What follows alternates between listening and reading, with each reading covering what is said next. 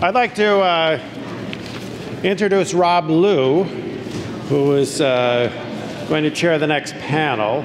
Rob is the faculty director of HarvardX and a professor of molecular and cell biology, and also the Richard Menschel faculty director of the Derek Bach Center for Teaching and Learning. I've also learned by looking at the web, which of course knows everything, that he's a rock star professor at Harvard and one of the most popular teachers on campus. So I'm glad that we have at least somebody who knows how to teach in the room, and happy to turn the panel over to him. Thanks. Thank you, John. So what we'd like to do now is really talk about what does it mean for individual institutions to really engage this digital revolution, and how can we really think about the structures, the individuals, and of course the faculty, and how they integrate together into what we hope, I think we'll argue, is an ecosystem that ultimately represents the future for higher education and really represents enormous opportunity for higher education. So that if we think about the institution, if we think about higher education, one of the traditional ways to consider what we do is to in some ways think about what goes in and what comes out. And one of the things that of course comes out is namely scholarship and research. And when you think about the impact of institutions like ours that are represented in the room, one of the things that comes out are actually students. So that our impact on the world is very much measured by our scholarship, by our research, and also the leadership and hopefully positive impact of all of our students. But what is quite clear is that the opening of open online education and its ability to reach the world has dramatically changed how institutions are considering themselves and how they're thinking about the ways in which they can have a truly significant impact on the world. So quite often we tend to think about what we're doing now in the Mooc space, as the press still likes to call it, as sort of a broadcast model.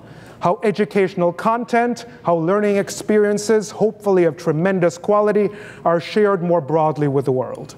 But as I think most of us in this room have quickly realized, is that it is in fact a process of recirculation. And that the world, in fact, has a dramatic impact on what happens on campuses. It has a dramatic impact on how we think about pedagogy, how we think about the experiences of our students on campus, and indeed, I will argue later on, how we think about the integration of the world with our students on campus. So when many of us started in this whole sort of effort, what seems like 1,000,000 years ago, but at this point is at most 2 to 2.5 years ago, one of the questions was, how do we consider tackling Moocs? At the time, the Mooc was how we thought about it. And there was a lot of discussion about the disruption of higher education and the fact that academic institutions are so slow and plodding and hardwired and constrained and complicated that, like any sort of industry that has baked and fossilized into a particular form, the best way to do this is to create a nimble, what I would call the Mooc Moon, a separate orbiting entity that could be nimble, and that if everything worked out well, the moonlight of innovation would shine on the planet of the institution and make a difference. But at the same time now, as a biologist, I tend to think of things in biological terms, and not in terms more closely associated with cell phone companies and steam engines in the early 20th century. And my notion of disruption is less of disruption and more of transformation. And thus the notion that there is no moon orbiting institutions, that indeed it's a question of forming a more integrated model. So what does that integration look like, and what is the nature of what one might argue is a planetary ecosystem that is worth thinking about in terms of how do we foster it, how do we make it rich, how do we create something that continues to evolve towards a future that I think it's fair to say none of us really know what that future actually looks like. So where this begins, of course, is with faculty.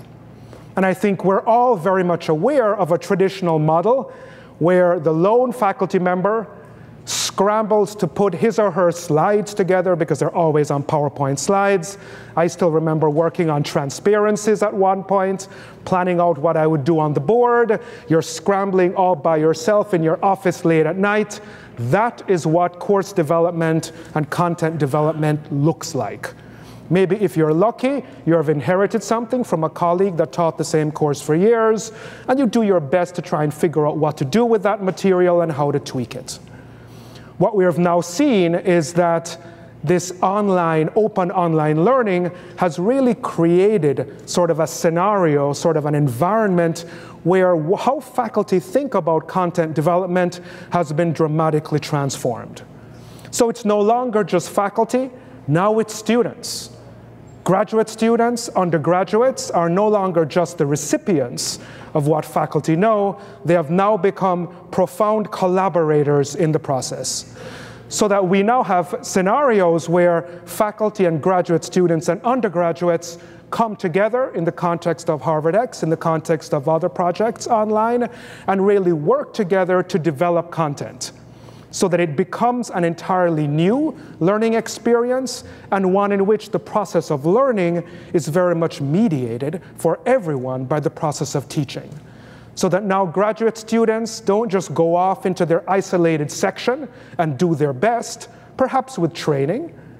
Graduate students now work with faculty in the same space as part of a common intergenerational learning community, something we have heard before at this summit, and something that we all think is a very important part of what the future holds.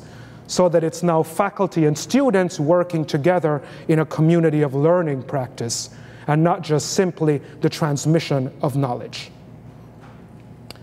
We also now have increasingly the role for media specialists. This is an opportunity to harness media in new and exciting ways, both online and to use it in the classroom as well. Instructional designers are increasingly becoming important players in helping and working with faculty to think about the arc of learning.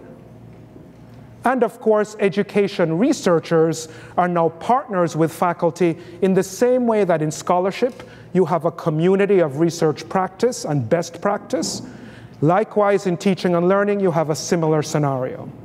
So that now, moving away from the faculty member working late at night in his or her office, what we now have, for example, looking at Sue Goldie from the School of Public Health, trying to imagine how can she take her board work and transform it into a much more interactive learning experience.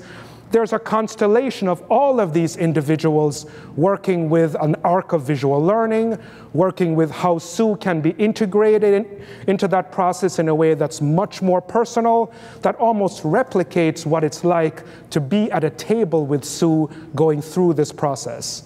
There's a cluster of individuals, a village, that works with each faculty member, and what that village really represents is the beginning of a symbiosis across the entire institution that ultimately represents an ecosystem for how we can think about creating exciting learning experiences, not only at scale, but also for our students on campus. So to share with us their thoughts on this are two individuals that are fully engaged in this ecosystem of teaching and learning. We have Amy Collier from Stanford University. She's the director for digital initiatives in the Office of the Vice Provost for online learning. And we also have Chris Dellarocas, who is the director of digital initiatives, as well as a professor and chair of information systems at Boston University. So let me start with Chris. Chris, at BU, you have spent a lot of time thinking about the particular institutional structures that might go into supporting this kind of ecosystem. Can you share with us your insights so far into what at BU has worked especially well and how you're thinking about it? I'll be happy to. So there are two initiatives at BU that are relevant to this question. The first one is our efforts to develop Moocs for the edX platform. And the other one is the grassroots movement that's happening right now among our faculty in terms of moving into blended and flipped classroom. So on the basis of those two initiatives, I'd like to propose a framework for developing a course that has 4 dimensions. And each of those 4 dimensions, I believe, can lead to a different specialized role. So those dimensions are content, process, technology, and measurement. So obviously, a course starts with content. And faculty are the undeniable experts on content. And really, that's all that they are experts on. However, a course is not content, right? I mean, you refer to a course as content, but to me, and in fact, consistently with some other people who presented earlier today and yesterday, a course is an experience through which learners become familiar with a body of knowledge, and they also become able to do certain useful things with this knowledge. So it's actually a process. And process, the learning process, is a very important part of what is a course. Of course, most of us faculty, especially research-trained faculty, we've been very well trained in our respective disciplines, but I don't think we've received a lot of formal training in learning processes, right? And what is more, what is really happening now through digital technology is a revolution in learning processes. We're learning that we know very little about how people learn, and we're learning that there are new processes that are available through technology that can potentially produce better outcomes. So most of the faculty are not familiar with this state of the art, and frankly, some of them do not want to be on top of all that's new. So what this means is that there is a need for specialists. In this case, that would be the instructional designers who can assist our faculty with how to put together the process part of their courses. So in the case of the Moocs, we have people in place who can tell faculty simple things like, well, when you build a Mooc, you don't just capture your lectures. You have to break down your teaching into 5 to 10-minute chunks. Putting up your slides doesn't work so well. Tablet capture works better. In some certain kinds of courses, it's better to film you in your office. In some other kinds of courses, it's better to film you in a different context. I mean, all of these relatively important but simple steps, they are the people who help our faculty with. In the case of blended and flipped classroom, well, there's a very good question of you flip your classroom, so what do you do during the classroom time, right? I mean, we heard during the lunch talk that some people consider the class time to be a glorified recitation. So obviously we can do better than that. So we need to have a know-how as to how to use active learning and what are the ways in which classroom time can be used. So for that also, it's important to have specialists. But another vehicle that has worked well is the notion of a community of practice. So at Boston University, we have this fledgling teaching exchange network. So the faculty who are engaged in flipped classroom and blended pedagogy, they are organizing, and they have regular meetings, and we're actually working to put together an online community that will support them. So the combination of trained professionals and community of practice can be very important in the process part. Then there's also technology. I mean, technology is really driving a lot of the changes here, but it's also imposing important overhead in producing a course. If you want to flip your classroom, you need to be captured. Your videos need to be processed, right? And if you produce a Mooc, it's the same thing. So we need specialists who will help faculty with those functions. Some courses also might require the creation of online communities. Again, technologies are important in order to help put together those communities. Another example, our foreign language department is working to create blended version of their courses, and they need to have online web meetings with 15 to 20 participants, but it's very, very important for them that people just don't drop out, that the reliability is higher than what, let's say, Adobe Connect can support right now. So in those cases, we have professionals. Currently, these professionals are part of our IS&T group. They are trained educational technologists that work together with our faculty to figure out the technical solution and help them implement it. So the last part of my framework is measurement, instrumentation and measurement. So this is the part that we don't have in place yet, but I really think is a very important part. So in the world of today and tomorrow, every course is an opportunity for experimentation. It's an opportunity to learn something new about learning.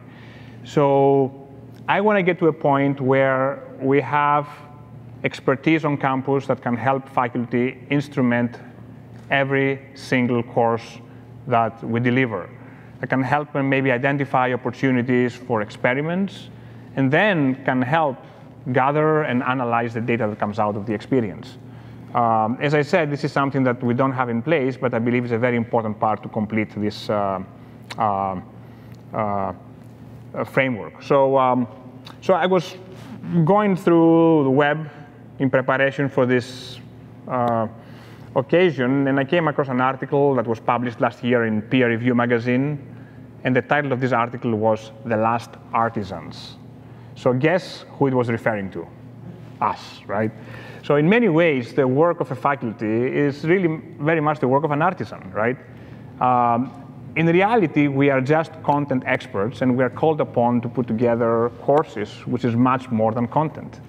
And I think we are at the threshold of a world where this role will become more professional, and we will replace the lone artisan view of a faculty with teams of people who work together and add value. A little bit like in the way that physicians transition from being the artisans of the 19th century to the professional teams of today. I can see this working at Boston University, and I think that this is really going to lead to better experiences for both the people involved in producing them and, of course, for the students. Thank you, Chris. So a role that has been raised several times is that of the instructional designer. And Amy, you have written and spoken extensively on the national stage about instructional design. Can you share with us who are these individuals, what do they do, and what role do they have in this ecosystem, in your view? Sure. I mean, I'd like to talk a little bit about ID work, instructional design work, because I've been working in instructional design since 2004. And since just in that relatively short period of time, the last 10 years, I've seen instructional design really evolve and turn into something that has a much more important role on campus than it did maybe even 20 years ago or so. Yeah, I don't know how many of you all would say you know what an instructional designer is? Okay, that seems about right, and I think that's actually more than your typical audience. You know, instructional designers have actually been around since the 1940s. They were first brought into the military to write training manuals for servicemen and women.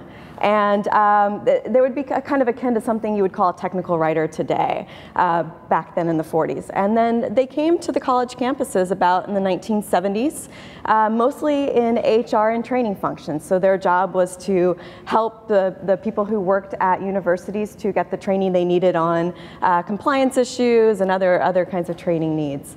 But since that time, we've seen, especially as universities have adopted programs that have been intended to reach non-traditional learners, professional learners, so the fully online master's programs or things like that. We've seen instructional designers take on new roles in actually shaping the way that learning environments are designed and being part of the faculty development of these courses in new and broader ways. And yet, even as the last decade has shown us, their impact has been pretty limited. A lot of time instructional designers live in information technology groups, not in our teaching and learning centers. Not a lot of teaching and learning centers have instructional designers in them. And so their role has been still quite limited on campus. Until this moment, I think one of the things that Moocs have done, one of the things that these massive scale environments have done is actually raise the visibility of online learning and online course development in a way that's made the instructional design role incredibly important, and one that we can't ignore and we can't keep out of the course development process. And so I think the instructional design role is evolving in kind of three really important ways right now.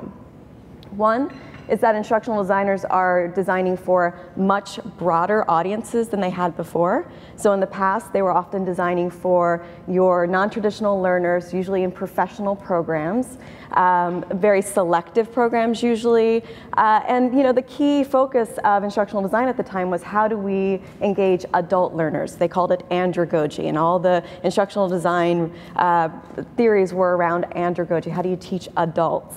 And now with the Moocs coming around, with people focusing more on developing online and blended learning for our campuses, we're seeing a lot more diversity in the audiences for which instructional designers are designing. And so I think you're seeing the instructional design role increasing in value because they need to be helping faculty to think about who are these diverse learners and how do I reach them, because maybe I haven't had a ton of exposure to these different audiences, particularly when we talk about the public audiences.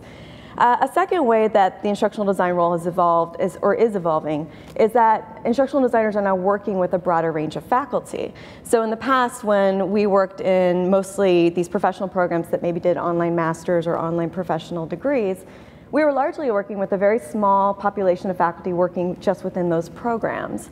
And now we're working with people across the campus. We're working across all kinds of disciplines. We're working with faculty who teach undergraduates, graduates, professional students, and also diverse learners in Moocs. And I think that's made, again, the importance of the instructional designer being tied to other groups that serve faculty, like the teaching and learning centers, other groups that serve faculty and help faculty around faculty life, the things that you deal with on a day-to-day basis. I think that's made the instructional design role evolve even further and made it a pretty important professional role on our campuses.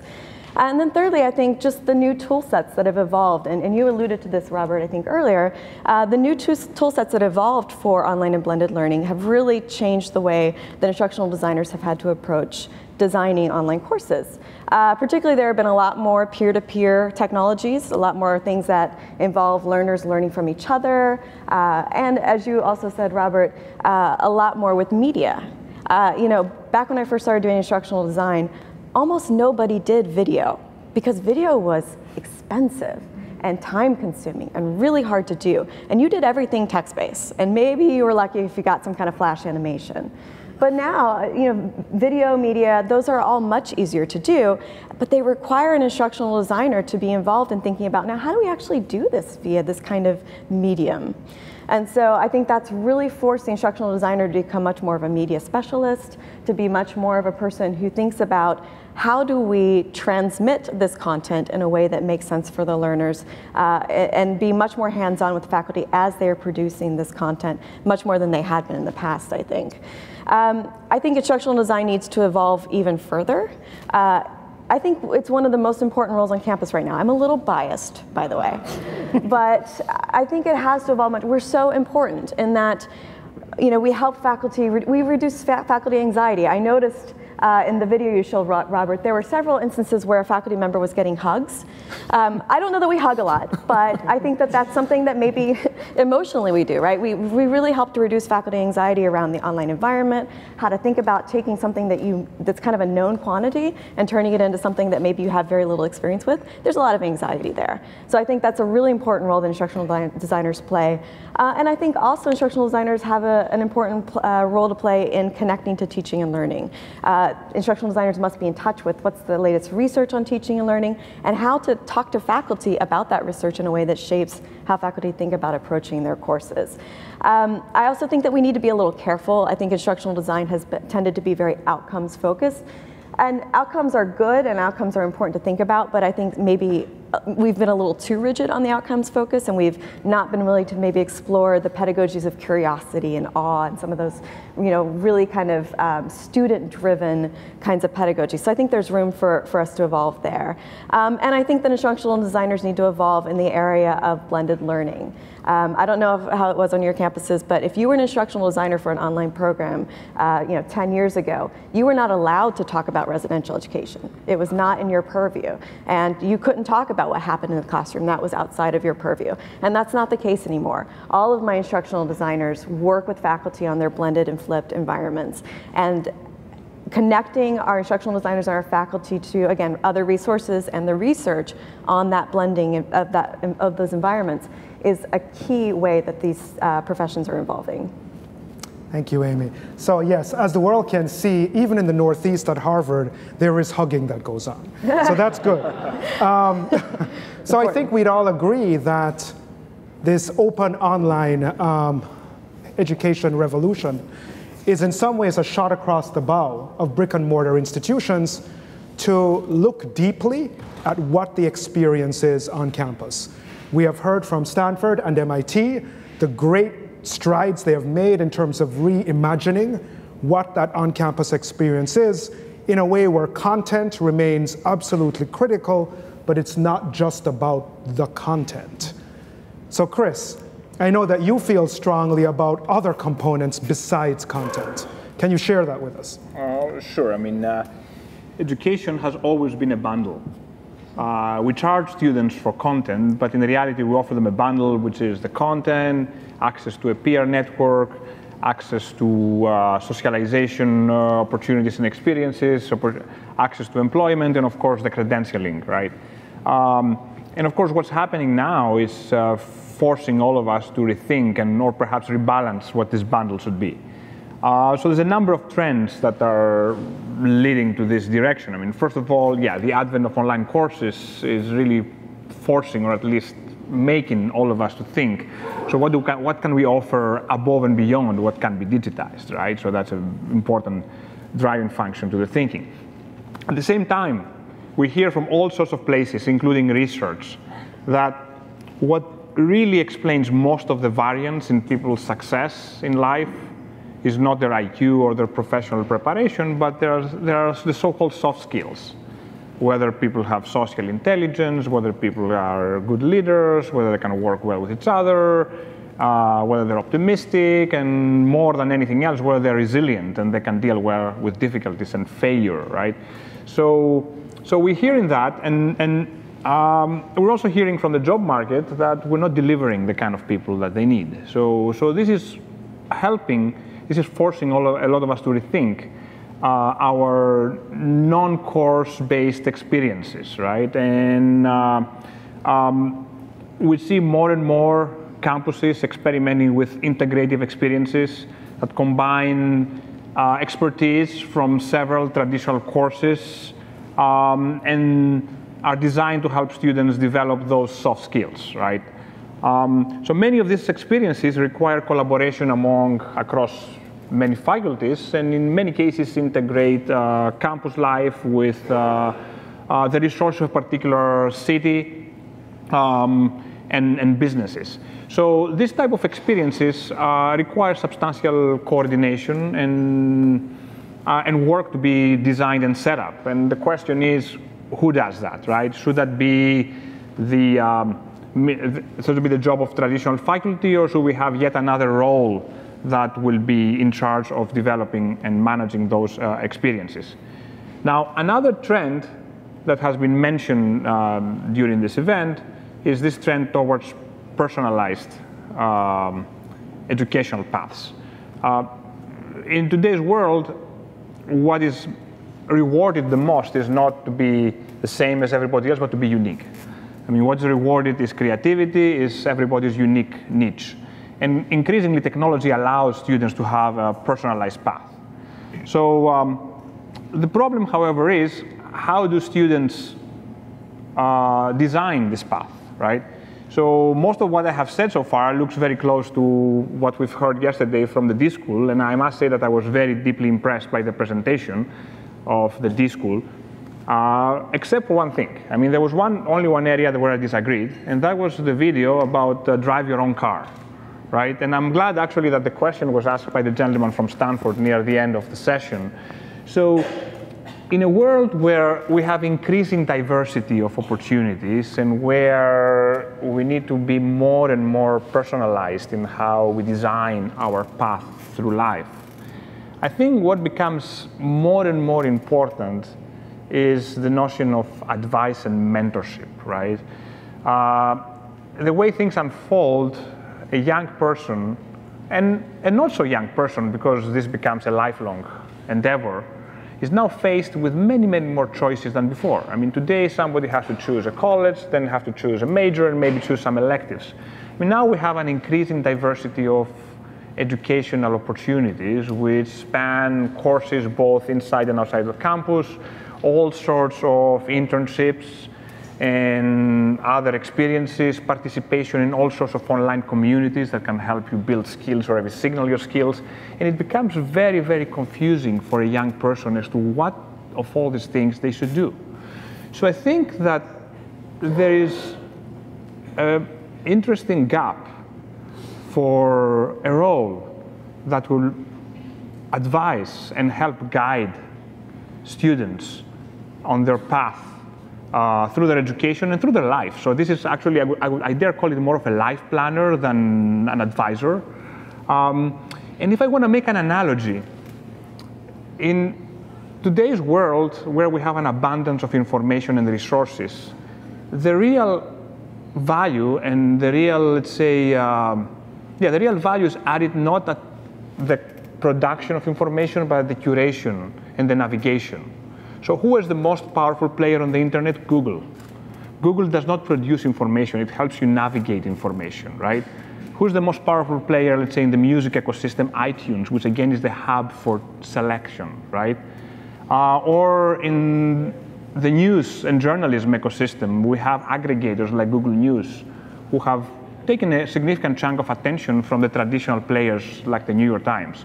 So I feel that in the world of education, as the diversity of choices is multiplied, we have an increasing role for this advisory role, which will not be, I mean, today we have advisors, but I think this has to become much more scientific, maybe based even on data analysis of what works, what doesn't work.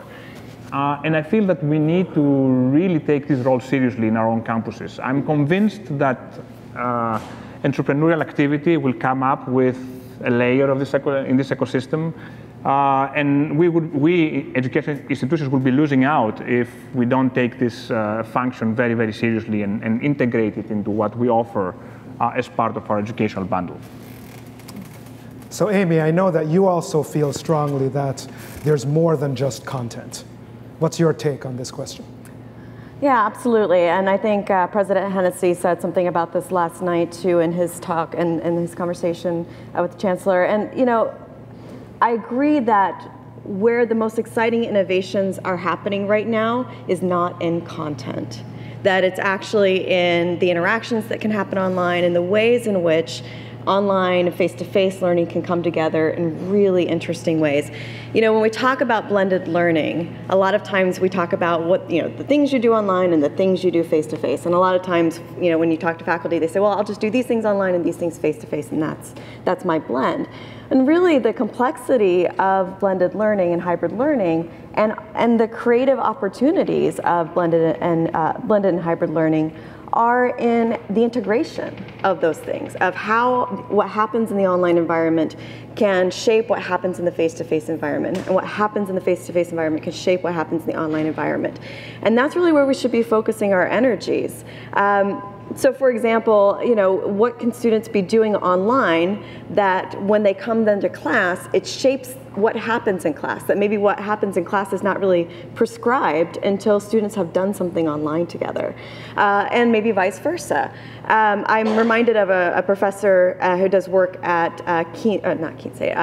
Kansas State University, Michael Wesch, and what he has the students do is they do ethnographic work online, and they come to campus and they sit down and they analyze it as a group, and they come together and say, okay, what does this mean, and let's dissect this, and let's really drive the conversation based on the work that we've done online.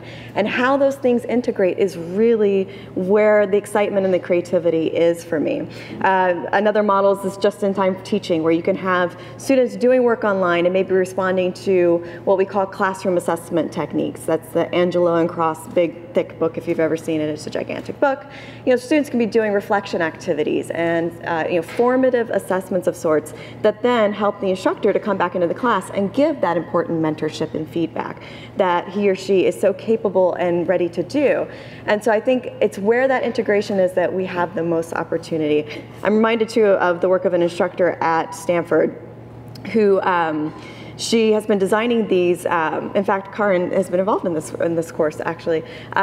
She's been designing these videos. They call kind of hook videos. They're intended to incite curiosity. They're intended to get students kind of wondering, I wonder why that is.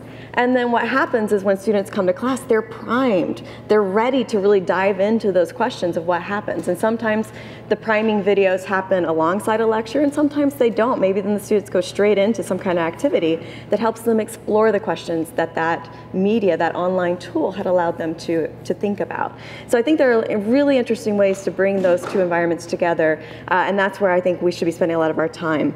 The other thing I want to say about kind of the interest in not just focusing on content when we talk about blended learning and campus-based learning is a model that we've seen emerging as a result of the Moocs. And honestly, as a result of the open courseware that's been available for a number of years too through a lot of the institutions in this room.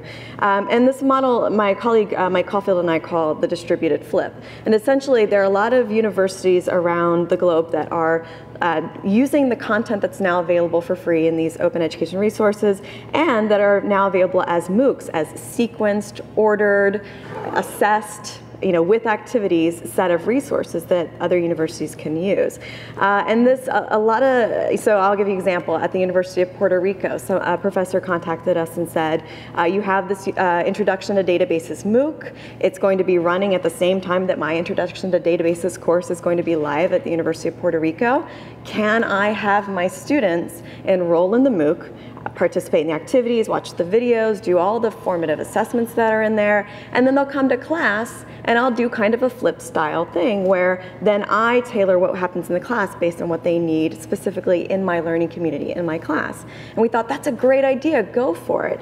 And as it turns out, the most important thing that the instructor did in that distributed flip was not get so focused on the content, but actually focus on, now what does it mean when I bring my students back into the class? What's the role that I now play? If I'm not the content provider, what is the important role that I play? And it turns out she really needed to spend time with her students understanding, where are they struggling? What do they need from me? How do I mentor them? And so she took on that role very seriously, and that became a really exciting role for her. She was able to design incredible projects for her students to do and help that build off of the content in the MOOC. So I think there are a lot of opportunities to think about blended learning as an exciting place for our residential education, but one where we need to not only think about, now what content do we create?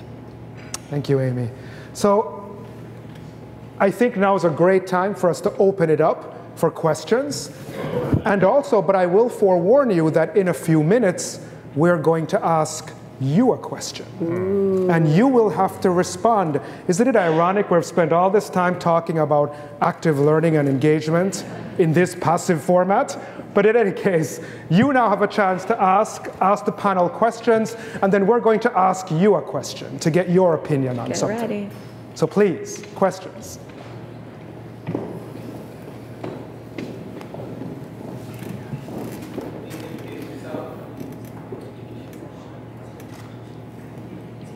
It's on.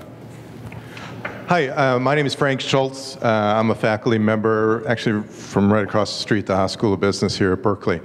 And I have to admit, I'm just starting to get my toes wet with online learning. One of the things I've been hearing about, though, is the idea of a production engineer or a broadcast engineer, particularly in a synchronous environment. And so as I look at the chart up there, I'm trying to position them. Are they the media specialists? Are they in the instructional designers, or some combination?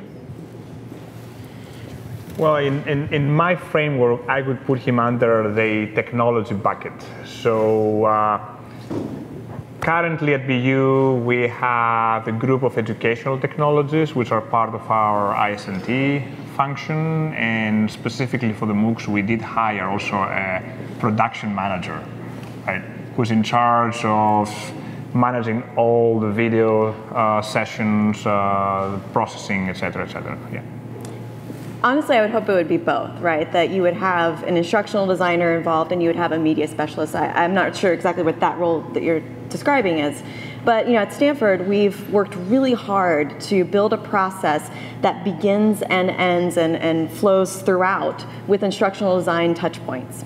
And so at the beginning of the process, the first thing a faculty member does is they consult with an instructional designer. And that's to set things like, who is our audience, what are our goals, what are we trying to do here, what are the affordances of the technology that we can investigate, what are the research opportunities and things we might kind of find out by doing this. That starts with the instructional designer, and then there are multiple handoffs to different teams. So there's at some point, there's a handoff to the production team to help form whatever media is needed for this particular course or project. But even when it's handed off to the production specialist, the person who's helping to run cameras and do editing, the instructional designer is still there giving feedback on scripts. Watching the first video and saying, we might want to work on one or two things, or let's really amp up this part of your video, or let's think about changing the narrative a little bit for different audiences. So the instructional designer is still very active in that process as well. They're very busy, by the way. And then as we hand off to the platform and where things move on to the online environment, the instructional designer is very much there saying, let's think about where this goes, how we frame it for the learners. And then even at the end, at the end of the course, there's the reflection time. Let's think about what we did really well. How can we build on that? How can we think about the next iteration? So hopefully it's embedded throughout the entire process. Yes, and also I think speaking to another aspect of your question, one thing that I did not put here is, as Chris mentioned, project management. Oh. Because what we've found, for example, with HarvardX is that each project is like a village of individuals with sort of multiple roles represented, and being able to knit that together, and also on a more institutional level, forming a one-stop shop for faculty to go to, regardless of whether or not they're interested in doing a HarvardX module or course.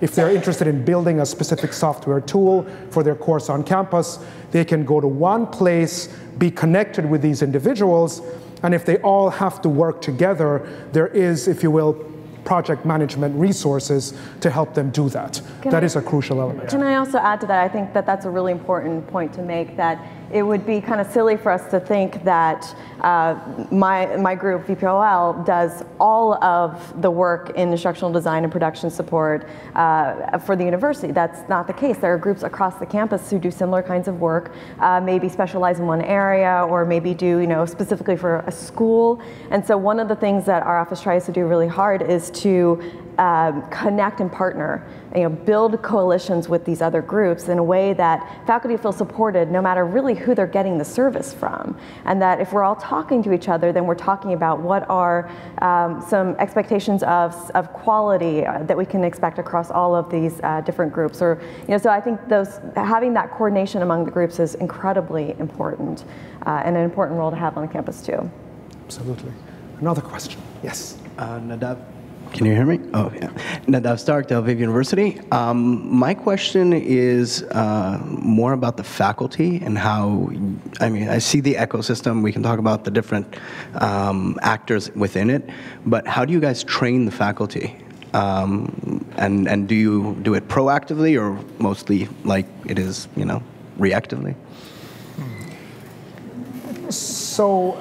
So let me take it. So shall I try the first one while you folks think about it?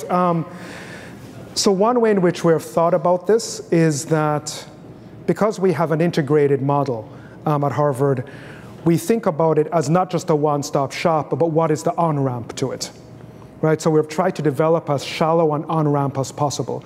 So not to use a lot of business terminology, but we think about the onboarding of faculty in terms of any kind of effort, be it for something new on campus or something new online. And so what we do is we pull specific individuals from each of these to cluster together around faculty in terms of what we consider to be the conceptualization phase. So there's often the sense that, well, I'm interested in doing something, so I'll just jump in and start doing it. But you need to sort of figure out what you're going to do. You need to think about your objectives. You need to think about alignment with those objectives. The institution needs to think about, well, what resources will that involve? So this notion of a shallow on-ramp that allows everyone to draw the parameters around what we're going to do with and for that faculty member is a crucial part of it.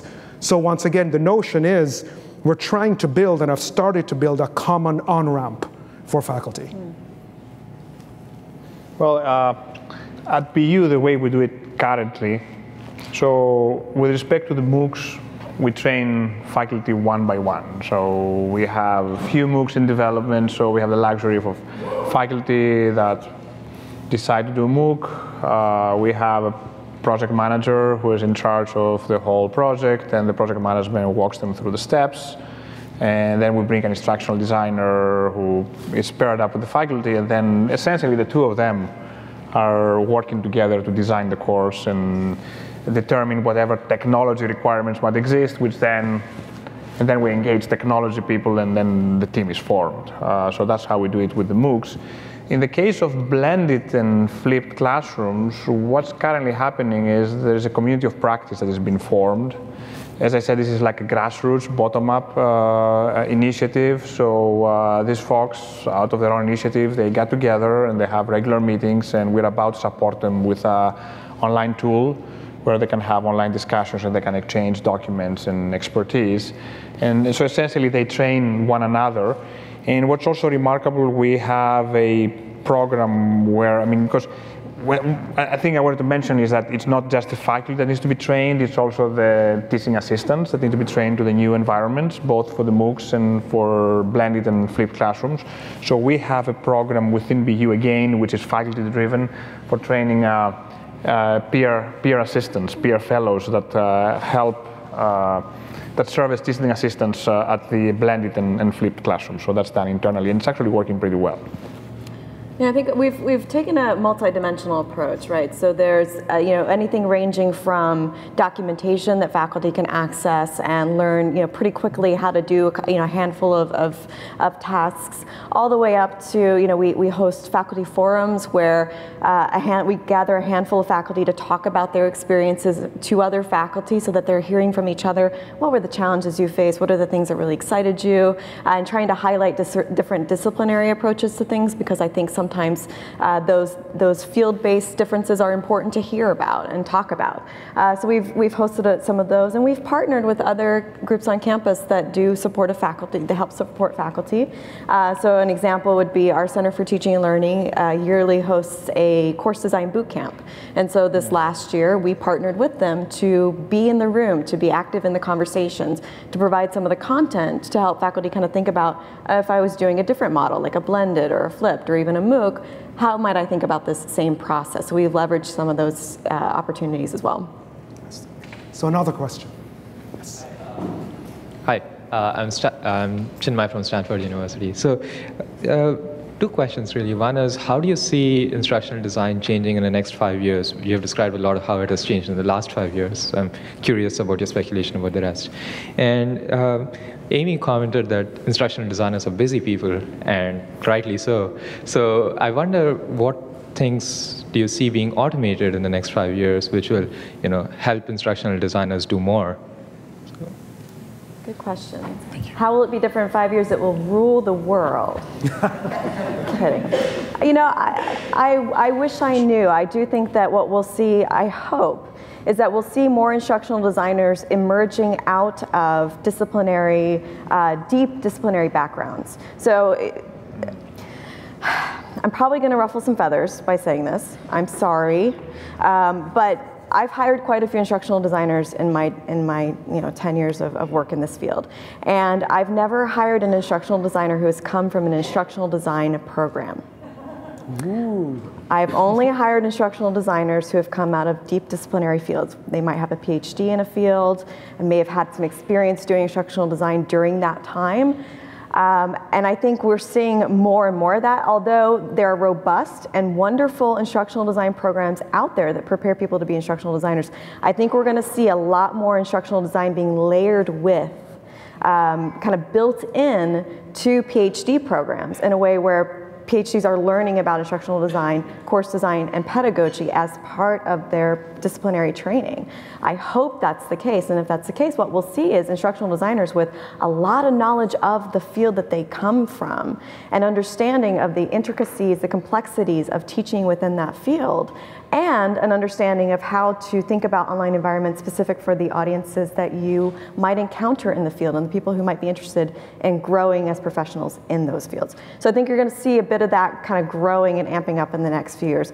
I'll stop there. You're right that they're busy, and I think that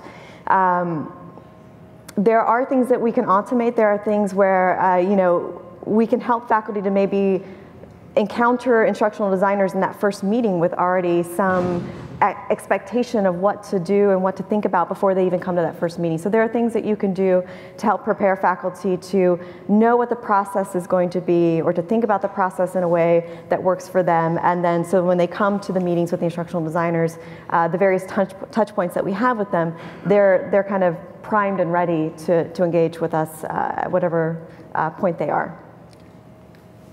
So maybe what I'd like to do is not take any more questions from you, and it's now our chance to ask you a question. Because I think what we've seen is that there are multiple components that go into this ecosystem. I would argue perhaps that most of us in this room, if not all, are invested in us trying to develop an ecosystem in higher education that is not only sustainable, but is able to evolve and ultimately support the learning experiences that we think will be representative of deep learning in the future. And so the question that we'd like to ask you to think about is that to sustain a healthy and evolving instructional ecosystem, what issue is or was the first priority of your institution? One of the challenges of this sort of arena that we're all in right now, maybe the better way to think about it is a tornado, is that everything is happening at once. And we almost can't resist the temptation to boil the ocean. So much so that I feel like a lobster sometimes. So what we'd like to ask you is to think about this for a minute and submit your answers by text. You can use one of the 4 text response codes, and you text to 37607, or you can also respond at polev.com/roblu. And yes, we did not put the option of all of the above. That would be far too easy. Which one would or did you start with? Or did you boil the ocean and try and do them all at once? Harvard started with one in particular, and I'll share that afterwards. But think about it for a minute and submit your answers, your responses. You should get a confirmation thank you by text. If you don't, there's a technology problem, which, as you know, always happens when you try things like this. But think about it, and then we'll share what the group thought. What would you start with, or did you start with? What was your starting point? While folks are thinking about this, comments? Yeah, here's one comment from Vincent Price. Vince Price from Penn. I would say that before any of those steps could have been taken, the first thing we had to do was to obtain faculty buy-in, and for me as a provost, to obtain decanal buy-in from the schools. Okay. So those were absolutely the first priorities. Okay. So you're arguing for another option. And any other options? Any other comments? So faculty and decanal buy-in. Okay. All right, let's see if this works. Let's see if we can look at the results.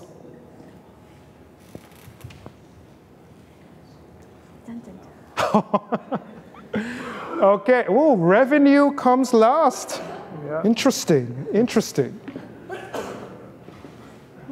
Okay, so integrated pedagogy. Right. So what Harvard did in some ways is to focus first on a combination of support functions closely followed by an integration of pedagogy. In full disclosure, we have not resolved the faculty incentive structure yet.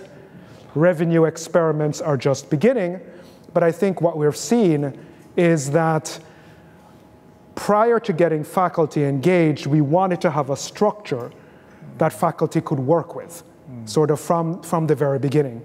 Because in May of 2012, when HarvardX was born at the same time as edX, as part of the birth of edX, the question we all had was, well, we built it, will anyone come?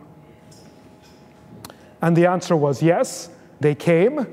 And the remarkable follow-up answer is that despite the fact that we're in the trough of disillusionment about Moocs, which I think much has been written about, faculty continue to come. So we have over 50 projects in flight, and I would say our biggest problem right now is that we can't meet faculty demand for really doing these online experiences. So one would argue that the ecosystem is a complex one, right? One would argue that there are multiple species involved. We're just beginning to understand the symbiotic relationships which are possible. But one might also argue that this notion of an ecosystem goes beyond simply the projects themselves that are being created on campus, those learning experiences, that ultimately the institution itself is increasingly becoming a part, and all of our institutions are becoming a part of an increasingly interconnected ecosystem. That what we're seeing is that the relationship with publishing is being dramatically transformed. We're already seeing, for example, in a rather amusing way, that, sort of confirming what Amy just shared, that our best sources of instructional design, what we called HarvardX Fellows, are in fact PhDs that went to publishing and want to return now to academia. So that we're in fact draining some of the best talent from some of the largest publishers. Likewise, collaboration with government is now occurring in ways that we had never imagined before. As governments think about urgent needs in terms of the professional development of large populations, how can this content and institutions that create this content do collaborations with them? Needless to say, private enterprise, the explosion of possibility in terms of executive education in new and exciting ways, and how that feeds back into something that our graduate students and undergraduates are incredibly excited about. How can we create a symbiotic relationship there? K through 12, from the session we had already, what are the possibilities, not just for institutions of higher education to create content that can be adapted and transformative for K through 12, but let's face it, K through 12 has done more research on what's happening in the classroom than anything that's happened in higher ed, and there is a lot that we can learn from K through 12. And by the way, if you want to look at exciting tablet tools for supporting active learning in the classroom, look at K through 12. There are amazing things to learn there. How can cities and communities now actually collaborate with us? So edX has done things in terms of BostonX, BerlinX, I believe, ChicagoX. We're doing something in Austin called AlstonX. How can we collaborate with a community where, in fact, the learner cohort is the neighborhood, is the city? And what role do we have in a new ecosystem of knowledge where public media is now increasingly interested in high quality, not just content, but high quality content that is woven and integrated with communal engagement, with communities of learning ultimately. So that the distinction between sort of a documentary film, the goals of a documentary film, and the goals of a Mooc are increasingly blurred, that ultimately this is a moment for edutainment, like we've never seen before, where the edu may actually be educational now as well as entertaining. So this is an exciting moment for the ecosystem. I think of it as an ecosystem, but because there are so many techies in the room, it is also, of course, a nodal network, a distributed network like the internet, And so I would argue that this is an enormously exciting opportunity for all of us to really engage these new possibilities. So I'd like to thank Amy and Chris for their deep insights from the panel, and thank all of you for listening.